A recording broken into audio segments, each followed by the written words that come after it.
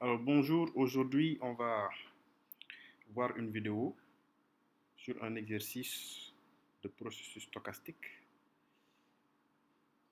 particulièrement un exercice sur les chaînes de Markov. Alors, il y a beaucoup d'applications euh, biomédicales euh, avec les chaînes de Markov, notamment en épidémiologie, les évolutions des maladies, n'est-ce pas? Il y a beaucoup de situations qu'on peut modéliser avec des processus stochastiques, parfois avec des chaînes de Markov. Alors, dans cet exercice, on vous dit une maladie s'attrape avec une probabilité de 0,05. Quand on l'a attrapée, on peut soit en guérir avec une probabilité 2 tiers, soit acquérir des séquelles irréversibles. Ces séquelles impliquent que l'on ne peut plus attraper la maladie par la suite. Si on guérit, en revanche, on est immunisé que dans 50% des cas. Dans la population par ailleurs, une personne sur 5 est naturellement immunisée. Alors, on vous dit modéliser l'état d'un individu dans la période de temps n plus 1 par une chaîne de Markov à 4 états. Immunisé, c'est l'état 1. Malade, c'est l'état 2. Sain, mais pas immunisé, c'est l'état 3. Séquelles irréversibles, c'est l'état 4. Deuxième question, on vous dit donner son graphe, sa loi initiale et sa matrice de transition. Troisième question, classifier les états. On précisera les classes récurrentes, transitoires, absorbantes, ainsi que la période. 4. Quelle est la probabilité qu'une personne attrape la maladie 2 fois de suite et s'en sorte sans séquelles mais non immunisée? Existe-t-il une probabilité invariante? Est-elle unique? Pourquoi? Alors, vous pouvez marquer pause et relire l'énoncé autant de fois que nécessaire. Maintenant, on va passer à la correction.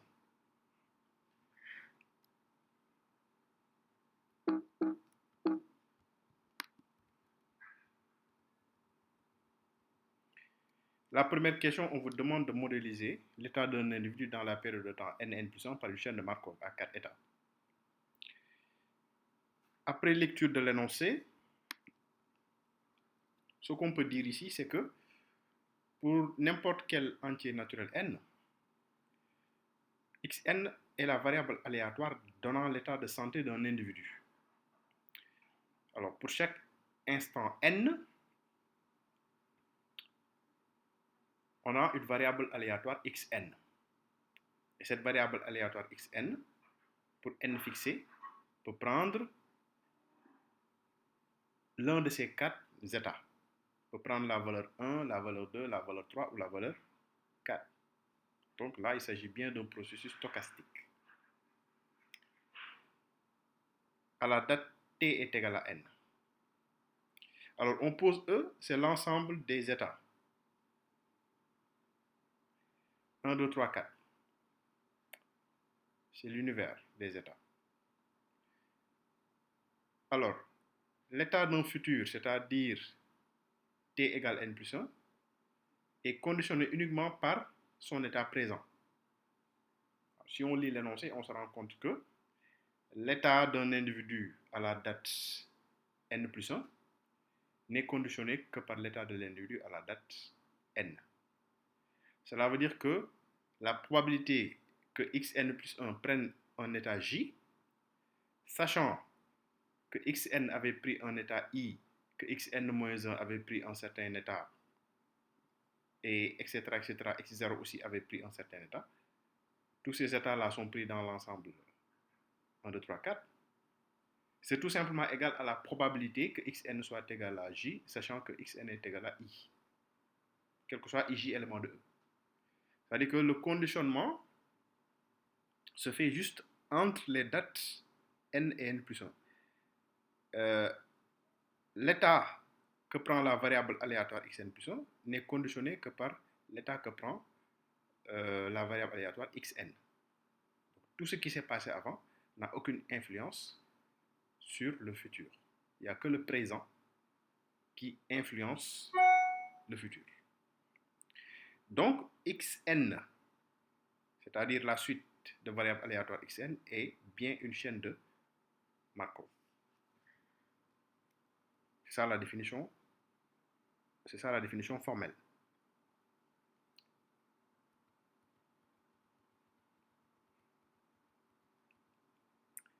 Alors pour le graphe,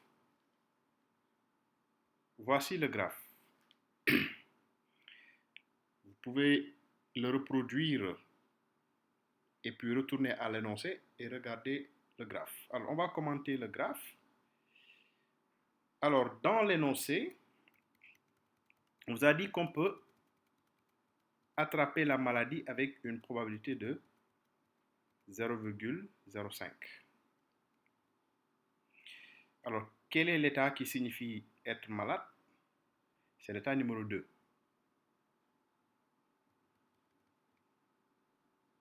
D'accord.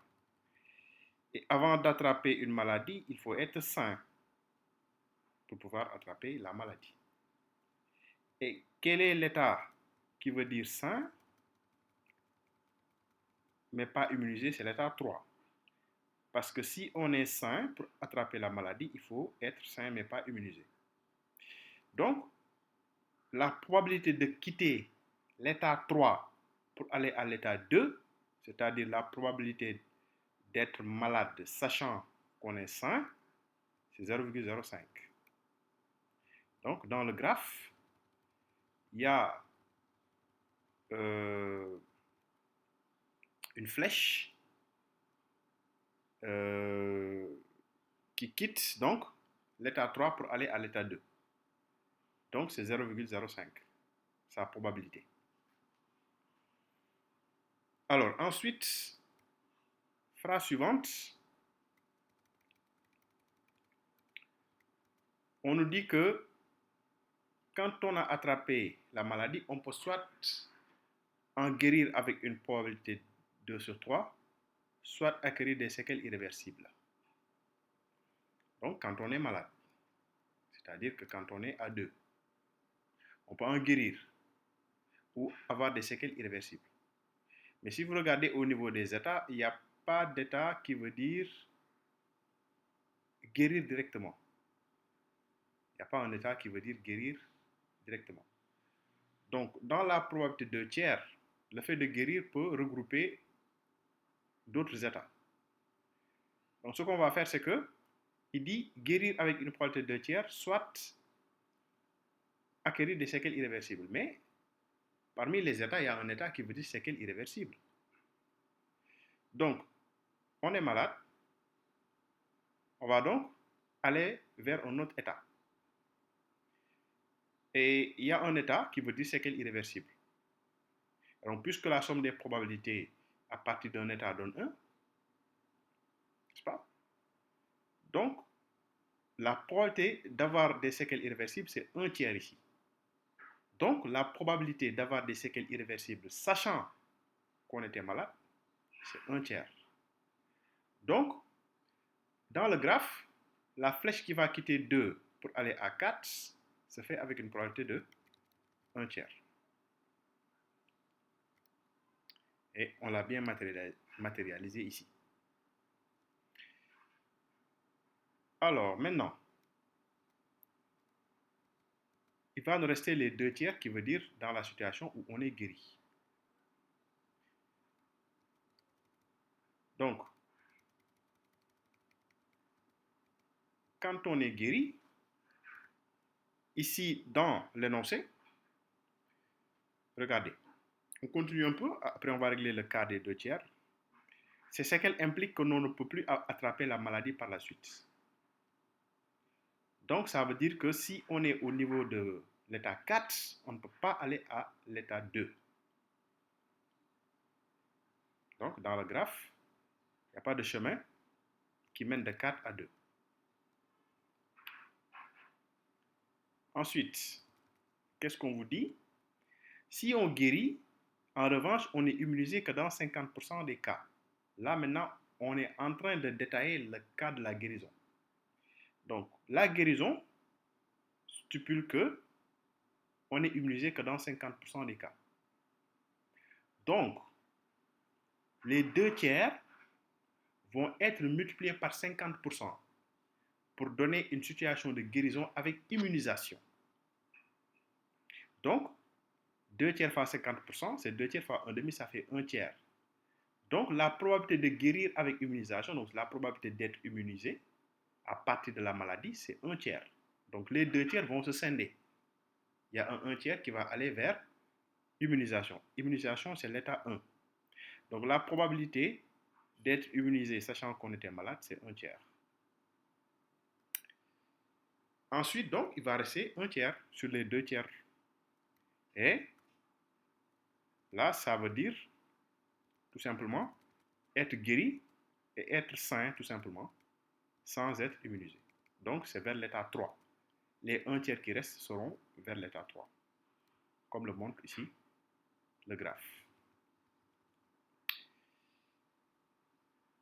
Alors, qu'est-ce qui reste?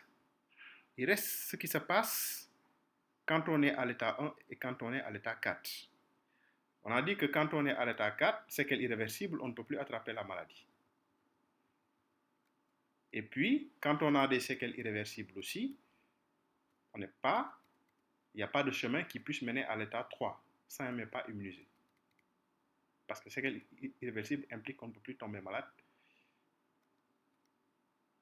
Donc, et avant de tomber malade, il faut passer par ça. Donc, quand on est à 4, on y reste. Donc, la probabilité de retourner à 4, sachant qu'on était à 4, c'est 1.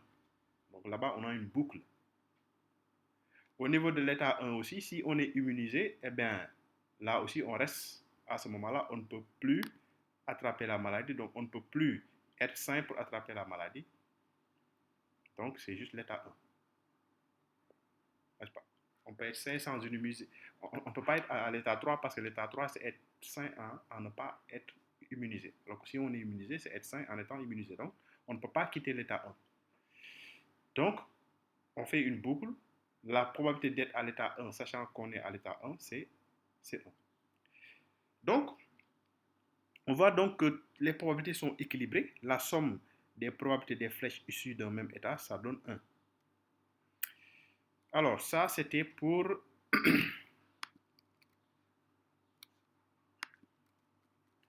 la deuxième question dans le graphe.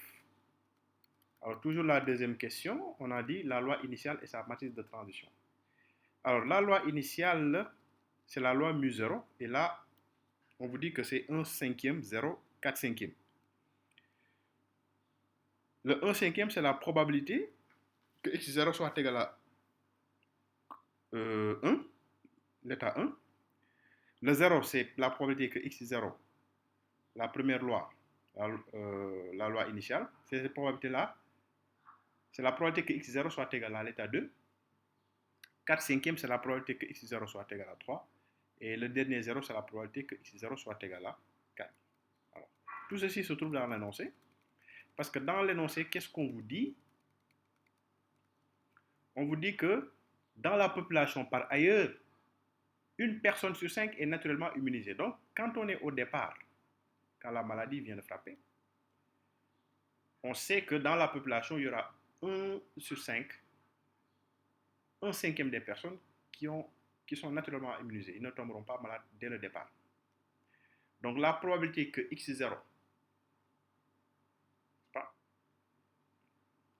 est égale à 1, c'est 1 cinquième. C'est la probabilité d'être immunisé naturellement dans la population. Donc, c'est 1 cinquième. Ce sont les 1 cinquième qu'on a ici au niveau de la loi initiale. Donc, ça veut dire que P de x0 égale 1 est égal à 1 cinquième.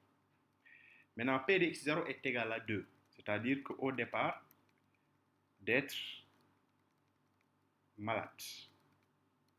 Donc, au départ, a priori, avant que la maladie ne frappe, à un état infinitésimal de départ, c'était 0. Aucune personne n'était malade.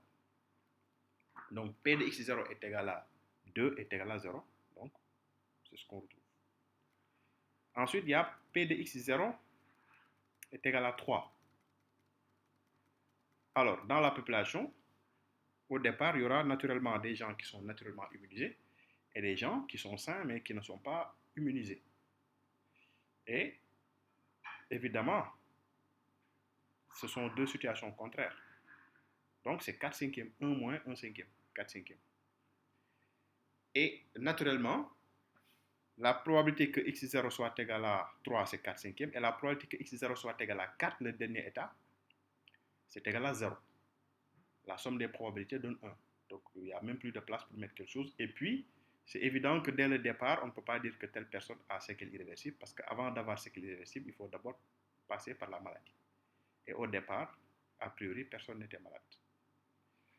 Voilà donc la loi initiale. Mu0 égale 1 cinquième, 0, 4 cinquième. Alors, matrice de transition maintenant.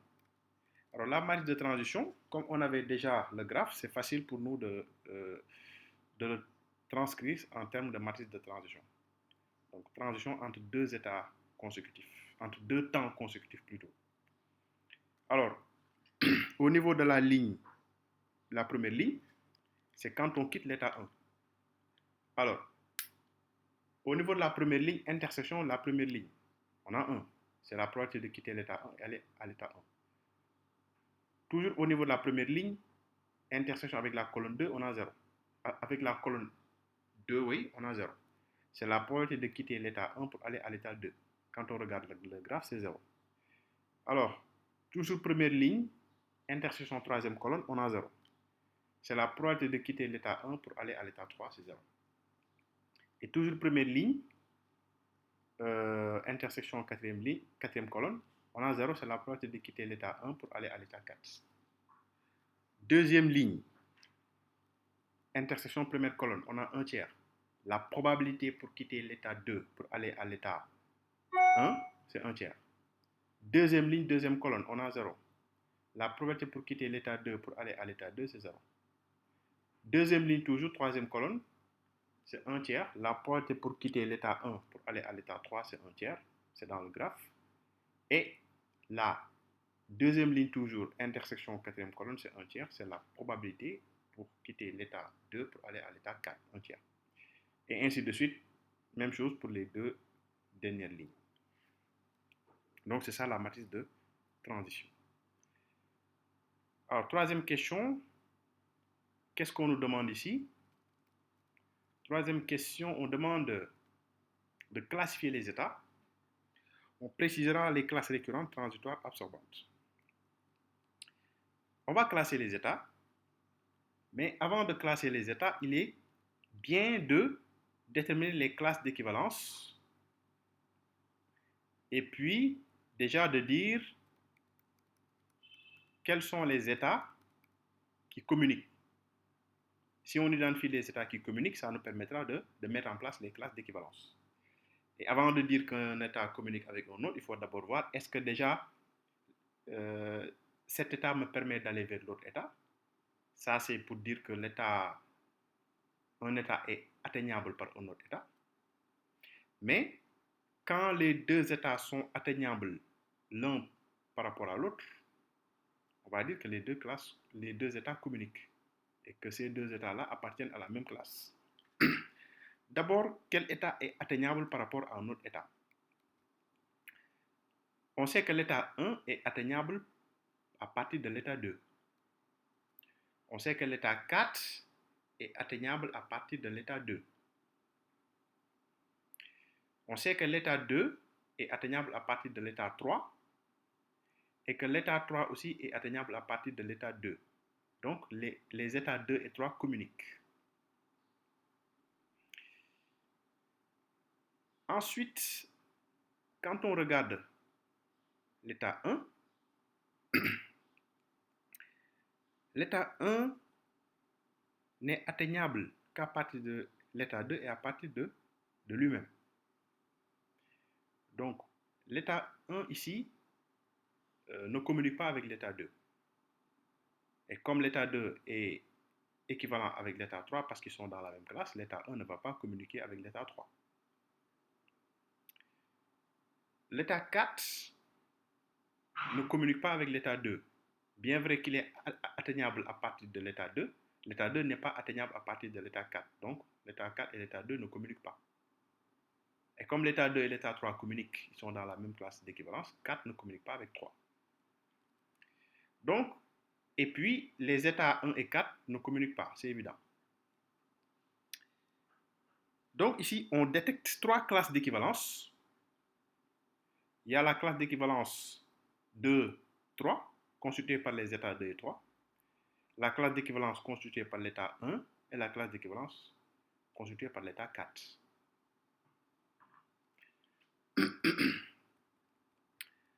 Donc, c'est ça, c'est qu'on vous dit C1 égale 1. La première classe d'équivalence, c'est la classe qui ne contient que l'état 1, le singleton 1. La deuxième classe d'équivalence, c'est la classe constituée des états 2 et 3. Et la troisième classe d'équivalence est constituée par l'état 4. Donc là, évidemment, d'emblée, on peut dire que la chaîne de Markov n'est pas irréductible. Parce qu'il n'y a pas une seule classe d'équivalence. Donc tous les états ne communiquent pas. Donc ce n'est pas une chaîne irréductible. Maintenant, quand on y regarde, on sait dès le départ que l'état 1 est un état absorbant. L'état 1 est un état absorbant. Une fois qu'on a atteint l'état 1, on y reste. On peut retourner à l'état 1 indéfiniment. On reste à l'état 1. Donc l'état 1 est absorbant. Au niveau de l'état 4 aussi, c'est la même chose. Une fois qu'on est à l'état 4, on y reste pour de bon. Donc l'état 4 aussi est absorbant. Les états 1 et 4 sont absorbants. Alors, quand on regarde les états 2 et 3, donc l'état 2 et 3, l'état 2 par exemple, quand on regarde l'état 2, c'est un état qui est récurrent. C'est un état qui est récurrent. Donc, ça veut dire que c'est un état vers lequel on va fréquemment. C'est-à-dire que c'est un état dont le temps de retour est fini. C'est un état dont le temps de retour est fini. Alors, l'état 2 étant donc récurrent, et sachant que il est dans la même classe que l'état 3 aussi va être récurrent. Donc ici, on a deux états absorbants E4 et deux états récurrents. Donc on a répondu par rapport à ça, par rapport à la récurrence, la transience, etc., et l'absorbance. Donc on a deux états absorbants et deux états récurrents. Maintenant, la périodicité. Alors ici, un critère pour la périodicité d'un état, la périodicité plutôt, parce que la périodicité, c'est un état qui a une période qui est égale à 1.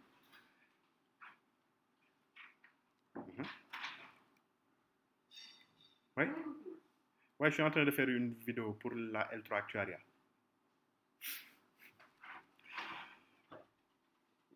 Donc, c'est la périodicité. La périodicité, c'est quand on a un état qui est périodique de période 1. Alors, on va rappeler la périodicité. La période d'un état, c'est le PGDC des entiers naturels pour lesquels la probabilité par rapport à la matrice de transition élevée à la puissance n, la probabilité de quitter l'état et d'y retourner dans la matrice de transition élevée à la puissance n, cette probabilité-là est strictement positive. Donc c'est le PGDC de tous les entiers naturels n, tels que petit p, ii, mais on va dire n On va mettre un petit n entre parenthèses en haut pour dire que c'est la matrice de transition entre l'état x0 et l'état xn. La matrice de transition entre la variable aléatoire x0 et la variable aléatoire xn. C'est cette matrice de transition-là qu'on appelle P puissance n. Donc les composantes, on les appelle les PIJ, entre parenthèses n, qu'on met un peu en puissance, en exposant. Donc si vous regardez le cours, c'est ça la définition de la périodicité.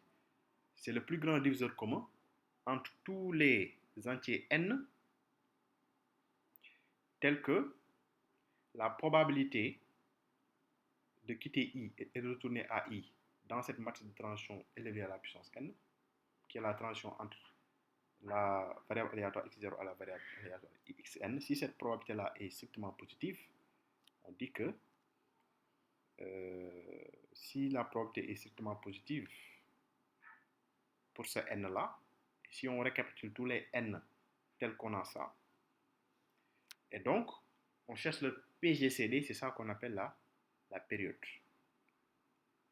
Et si la période c'est égal à 1, c'est-à-dire quand le PGDC de tous ces n-là est égal à 1, on va dire que l'état est apériodique. Donc, un critère simple pour montrer la périodicité d'un état I, c'est que PII est strictement positif. Donc déjà, dans la première matrice de transition entre deux états consécutifs, si vous prenez un état I, si la probabilité PII, la probabilité de quitter I et de retourner à I est strictement positif, alors là, on va dire que l'état est apériodique. C'est un critère. Mais un état peut être apériodique sans pour autant que PII soit strictement supérieur à 0. Okay? C'est une condition suffisante pour dire qu'en fait, c'est apériodique. Alors, proposition, soit deux états IJ tels que I communiquent avec J. Alors, I et J sont de même périodicité. C'est-à-dire que si I est apériodique, c'est-à-dire périodique de période 1, J aussi va être apériodique de période 1. Si I est de période 2, J aussi va être de période 2, etc., etc. Alors, quand on regarde la matrice de transition, P11 est égal à 1, supérieur strictement à 0, donc l'état 1 est apériodique. On a appliqué le critère. P33 est égal à 0,95, supérieur strictement à 0, donc l'état 3 est apériodique. Et comme l'état 2 et l'état 3 sont équivalents, ils communiquent, ils appartiennent à la même classe, l'état 2 est aussi apériodique. P44 égale 1 supérieur strictement à 0, donc l'état 4 aussi est apériodique. Et donc, qu'est-ce qu'on peut dire? L'état 1 est absorbant et apériodique si on fait la synthèse des deux situations. On a parlé de la récurrence, de l'absorbance, maintenant on parle de la périodicité. Donc l'état 1 est absorbant et apériodique, l'état 2 est récurrent et apériodique, l'état 3 est récurrent et apériodique, l'état 4 est absorbant et apériodique. Alors on a fini la troisième question. Vous pouvez toujours prendre une pause et revoir et lire au besoin. Maintenant, on regarde la question numéro 4. Quelle est la probabilité qu'une personne attrape 2 fois de suite la maladie et s'en sorte sans séquelles mais non immunisée?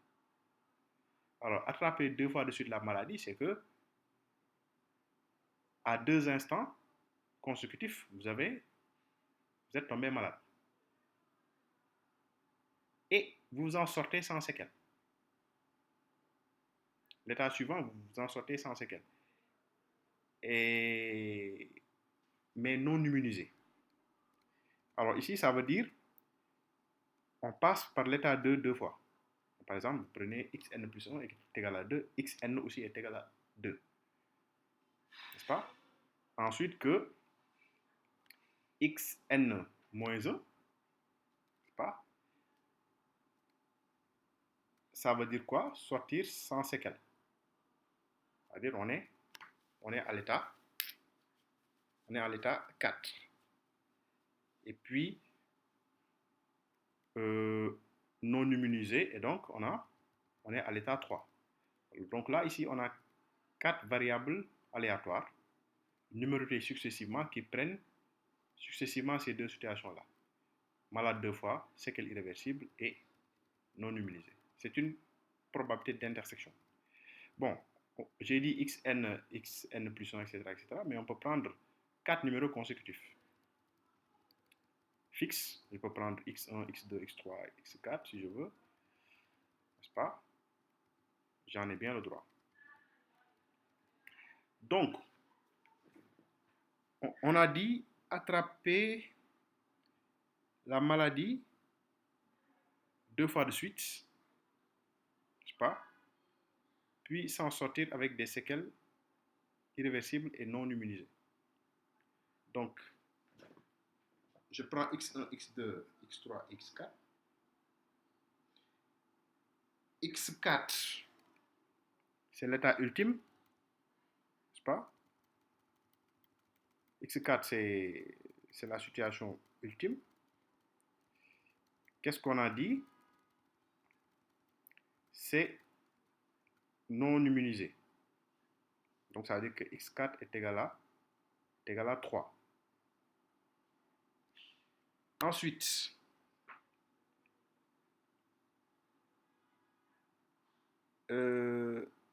sans séquelles et non immunisé. Ça veut dire que là, x4 est égal à 3.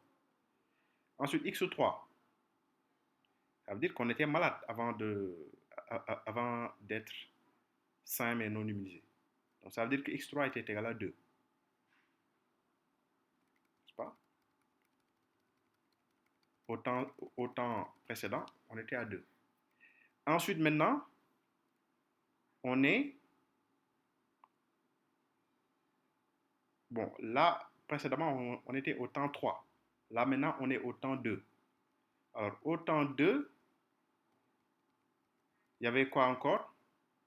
Il y avait tombé malade, parce qu'on avait dit 2 fois de suite. On ne peut pas tomber malade 2 fois de suite sans passer par une étape de guérison ou d'immunisation. Donc, x2 est égal à 3, maladie. Puis encore, puis encore 5. Voilà. Voilà, donc, entre x1 et x2, on était malade à x1, puis on est sain à x2, puis on est malade à x3, et ensuite on est sain à x4. Mais tout ceci sans être immunisé. Donc x1, j'étais malade. x2, je suis sain mais pas immunisé. Je tombe encore malade x3 et x4. Donc, je retombe sain sans être immunisé. Donc, ce sont deux situations. Une situation 1-2, j'étais malade puis sain. Ensuite malade puis sain. Voilà, donc, c'est ça. Donc, là, vous voyez que la question maintenant, voilà, c'est juste au niveau de la formulation de la question, mais c'est comme ça qu'il faut le comprendre. Malade sain, mais sans être immunisé. Alors, comme Xn est une chaîne de Markov, la probabilité que cette probabilité d'intersection des quatre là, c'est tout simplement les produits de ces probabilités conditionnelles. C'est la probabilité que x4 soit égal à 3, sachant que x3 est égal à 2, ces deux-là, multiplié par quoi? La probabilité que x3 soit égal à 2, sachant que x2 est égal à 3. Donc, je conditionne 2 à 2, je vais me déplacer comme ça. Je vais me déplacer vers la droite en conditionnant 2 à 2, multiplié par la probabilité que x2 est égal à 3 et la probabilité que sachant que x1 est égal à 2, et maintenant je multiplie par la probabilité que x1 soit égal à 2. N'est-ce pas? Sachant qu'on a une chaîne de Markov, en cascade, voilà comment on l'écrit. Cette probabilité d'intersection de plusieurs intersections. On conditionne, on multiplie par les probabilités conditionnelles 2 à 2, ainsi de suite, jusqu'au dernier. Alors le dernier, ce sera juste la probabilité que x1 est égal à 2. Alors, quand vous regardez entre deux variables aléatoires consécutives, entre x3 et x4, x3 est égal à 2, x4 est égal à 3, donc c'est la probabilité P de 3. la probabilité de quitter l'indice 2 pour aller à l'indice 3, l'état 2 pour aller à l'indice 3, ça ne dépend pas du temps de la variable aléatoire. Parce qu'ici, on a une chaîne de Markov homogène. Donc, cette probabilité-là ne dépend pas de n, ne dépend pas du numéro de la variable aléatoire en question ou des variables aléatoires en question. Donc, c'est égal à P de 3, c'est fixe. Donc, on peut retrouver cette valeur-là dans la matrice de transition. Alors, la probabilité suivante, la probabilité que x3 est égal à 2, je mets le curseur, sachant que x2 est égal à 3, c'est la probabilité de quitter l'état 3 pour aller à l'état 2. Ça ne dépend pas des numéros des variables aléatoires, x2 et x3. Donc, c'est tout simplement quitter l'état 3 pour aller à l'état 2. Donc, c'est P de 3, 2. Ensuite, la probabilité que x2 est égal à 3, sachant que x1 est égal à 2, là aussi, ça ne dépend plus des numéros des variables aléatoires x1 et x2. C'est juste ce qui nous importe, c'est quel état on a quitté pour aller à tel état. C'est ici quitter l'état 2 pour aller à l'état 3. Donc, c'est P2, 3. Ensuite, la probabilité que x1 est égal à 2. Là, c'est une probabilité qui n'est pas conditionnelle, c'est une probabilité complète. Donc, pour l'avoir, il faut utiliser l'état, la loi mu1. C'est la loi mu1 qui est composée des P de x1 égale. Alors, les autres probabilités P2, 3, P3, 2, P2, 3, on peut les voir sur la matrice de transition. Mais la probabilité P de x1 est égale à 2, c'est une probabilité complète. Il faut appliquer la formule des probabilités totales. C'est-à-dire que pour l'avoir, c'est tout simplement multiplier le vecteur ligne de la loi initiale avec donc la première colonne de la matrice de transition. Vous voyez. Donc, si on fait ça, on a appliqué la formule des probabilités totales. Bon, mais ici, ce n'est pas forcément la première colonne parce que la première colonne, c'était lorsqu'on est à l'état 1. Mais là, on est à l'état 2. Donc, on va multiplier le vecteur ligne qui est ici la loi initiale. On va multiplier ça avec la deuxième colonne. La deuxième colonne qui fait référence à l'état numéro 2. OK? Donc, si on multiplie, si on fait le produit scalaire de la loi initiale en ligne, mu0, 1 cinquième, 0, 4 cinquième, avec la deuxième colonne de la matrice de transition, qui est ici 0, 0, 0,50, ça nous donne la probabilité P de x1 est égale à 2. OK? Parce qu'on n'a pas besoin ici de toute la loi mu1. Mu1 est composé de P de x1 est égal à 1, P de x1 est égal à 2, que l'on cherche. Les composés de P de x1 est égal à 3 et P de x1 est égal à 4. Donc, si on avait calculé la loi initiale en ligne avec la matrice de transition, on aurait tout simplement l'intégralité de la loi mu1. Mais nous, on a juste besoin de P de x1 est égal à 2. C'est pour cela que pour gagner du temps, on multiplie juste la loi initiale mu0 avec la deuxième colonne. Et donc, si on le fait, produit scalaire, on va trouver 1 sur 25. Et donc, on retourne pour calculer le tout. P de 2, 3, c'est 1 tiers. P3, 2, c'est 0,05. P2, 3, c'est encore 1 tiers. Et P de 100 est égal à 2, qu'on vient de calculer, c'est 1 sur 25, ce qui nous fait 1 sur 4500. Ça, c'était la quatrième question. Maintenant, avec la cinquième question. La cinquième question, on vous dit, existe-t-il une probabilité invariante? Est-elle unique? Et pourquoi? Alors, existe-t-il une probabilité invariante? On a dit dans le cours que une probabilité mu est dite invariante si mu p est égal à mu et que la somme des composantes de ce vecteur mu est égale à 1. C'est une probabilité invariante. L'invariance dit que c'est un point fixe pour la matrice de transition. Mu p est encore égal à mu. Et ça veut dire que tout simplement que Mu est un vecteur propre de la matrice de transition P pour la valeur propre 1. Mu P est égal à 1 fois P, 1 fois mu. Mu P est égal à mu. Donc mu P est égal à 1 fois mu. Donc mu est un vecteur propre associé à la valeur propre 1. Ça veut dire que si vous faites mu que vous multipliez par la matrice P moins I, ça veut dire que si vous transposez l'autre mu vers l'autre, ça va faire mu P moins mu. Et donc c'est mu multiplié par P moins I, la matrice identité. Et mu multiplié par P moins I donne 0. Ça veut dire que la matrice P moins I n'est pas inversible. Parce que mu n'est pas un vecteur nul. La somme des composantes de mu est égale à 1. Donc mu ne peut pas être nul. Ouais. Donc, mu n'est pas nul et mu multiplié par une matrice donne 0. Ça veut dire que la matrice en question n'est pas inversible.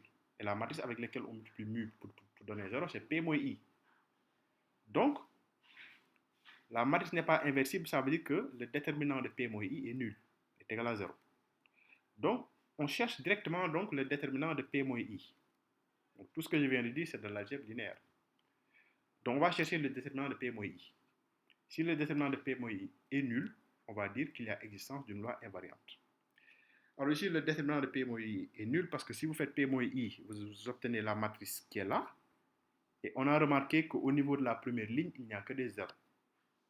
Évidemment, le déterminant va être nul. Parce que si vous calculez le déterminant suivant la première ligne, n'est-ce pas, c'est 0 multiplié par le mineur qui correspond, en éliminant la première ligne et la première colonne, moins 0 multiplié par le mineur correspondant, en multipliant la première ligne et la deuxième colonne, etc., etc. C'est toujours 0 fois un mineur. Donc, à la fin, on va trouver 0. Donc, il y a bien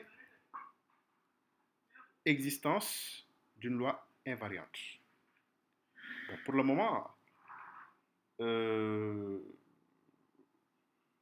a un peu anticipé en disant probabilité invariante, mais ce qu'il faut d'emblée dire, c'est qu'il existe quand même une mesure invariante. Bon, la mesure invariante, c'est que c'est un mu tel que mu p est égal à mu. C'est-à-dire que si maintenant la somme des éléments qui le composent n'est pas égale à 1, n'est-ce pas? On ne va pas l'appeler probabilité, on va juste dire mesure invariante. Okay? Maintenant, après, on peut normaliser en divisant par la somme de toutes les probabilités pour que ça devienne une probabilité, c'est-à-dire que la somme va être égale à 1. Mais si vous avez un mu tel que mu p est égal à mu, d'emblée, pour le moment, vous ne pouvez dire que mesure invariante. Après, la probabilité vient du fait que la somme des composantes est égale à 1. On a un peu anticipé. Mais, est-ce que maintenant, cette loi, elle est unique? On pose mu est égal à ABCD. C'est une loi invariante si vous avez mu p est égal à mu, c'est-à-dire mu de p moins 1 est égal à 0, et a plus b plus c d est égal à 1. Là maintenant, on vient d'imposer la condition pour que ce soit effectivement une probabilité invariante. Donc, il va falloir qu'on résolve le système linéaire mu multiplié par p moins i est égal à 0. Donc, ça va donner le système linéaire suivant. C'est un système linéaire qu'on va résoudre pour exprimer a, pour dire a est égal à temps, b est égal à temps, c est égal à temps, d est égal à temps. Alors ici, en résolvant, on se rend compte que b sur 3 est égal à 0, ça veut dire que b est égal à 0. C'est tout ce qu'on a comme information. Et si b est égal à 0, on se rend compte que aussi c va être égal à 0. Mais on ne peut pas exploiter a et d. On ne peut pas dire que a est égal à temps, que a est égal à une valeur fixe, ou que a est en fonction d'une autre variable, de même que d. Donc ce qui est sûr, c'est que b et c sont nuls. Mais on ne peut rien dire sur a, on ne peut rien dire sur d. Donc dans la matrice, il y a des coefficients nuls qui font qu'en fait, quand on multiplie, on perd toute information sur D et A. Donc, le mu s'écrit A00D. Pour n'importe quel A et n'importe quel D. Mais attention, après, on va poser des conditions sur A et D. De plus, on a dit que A plus B plus C plus D est égal à 1. B et C sont nuls, ça c'est sûr. Donc, A plus D est égal à 1. Et donc, on peut dire que D est égal à, par exemple, 1 moins A. On fixe A et on dit que D est égal à 1 moins A. Maintenant, le A va se balader, lui, à son tour. Mais, comme la somme des probabilités est égale à 1, en fait, il faut que A se trouve dans l'intervalle 0,1. N'est-ce pas? Et donc, le mu va être égal à A 0,01 moins A. Donc, mais A peut se balader n'importe où dans l'intervalle 0,1. Donc, si vous prenez un A dans l'intervalle 0,1, la loi A 0,01 moins A est une loi invariante. Par exemple, si vous prenez A est égal à 1 demi, vous aurez 1 demi 0,01 demi, c'est une loi qui est invariante. Vous prenez A est égal à 1 tiers, vous aurez 1 tiers 0,02 tiers, c'est aussi une loi invariante. Donc, il n'y a pas d'unicité de loi invariante. Alors, c'est la fin donc de cette correction de TD. Donc, vous pouvez l'écouter, le réécouter, et selon votre convenance, couper à certains niveaux, faire les calculs, parce qu'il faut aussi reprendre les calculs à la main. Et donc, d'ici là, bon travail, à la prochaine.